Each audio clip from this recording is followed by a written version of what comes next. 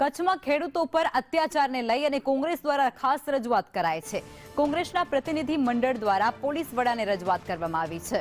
ખેડૂતોએ હાઈટેન્શન વાયરનો વિરોધ કરતા ખેડૂતોને માર મારવામાં આવ્યો છે તેવો આક્ષેપ છે। આ સાથે કોંગ્રેસે કહ્યું, ઉદ્યોગપતિઓ ઇલેક્ટ્રિકની લાઈનો ખેતરમાંથી કાઢે છે, જેનું યોગ્ય વળતર પણ તેઓ ખેડૂતોને ચૂકવતા નથી।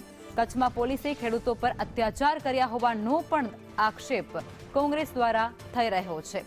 ખેડૂતોની મંજૂરી લીધા વગર જ જે ઉદ્યોગપતિઓ છે તે હાઈટેન્શન વાયર તેમના ખેતરોમાંથી પસાર કરે છે તે પ્રકારનું કોંગ્રેસનું કહેવું છે અને આ તમામ વિગતોને લઈ અને કોંગ્રેસે અત્યારે પોલીસ વડાને રજૂઆત કરી છે।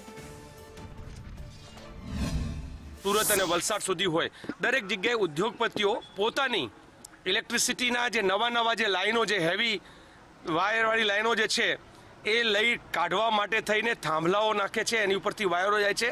આ હાઈ ટેન્શન વીજવાળું જે પૂરેપૂરી જે આખી લાઈનો છે એ ખેડૂતોને પૂછ્યા વગર ખેડૂતોના ખેતરોમાં ગમે ત્યારે ઊભા પાકમાં એ લોકો જઈ અને લાઈનો નાખે છે। પોલીસ હોય, એલસીબી હોય, એસઓજી હોય, આ લોકો પોતે આખા ગામને કોર્ડન કરીને એક ગામમાં થાંભલા નાખે। ગુજરાતમાં સંવાદ કેમ નહીં?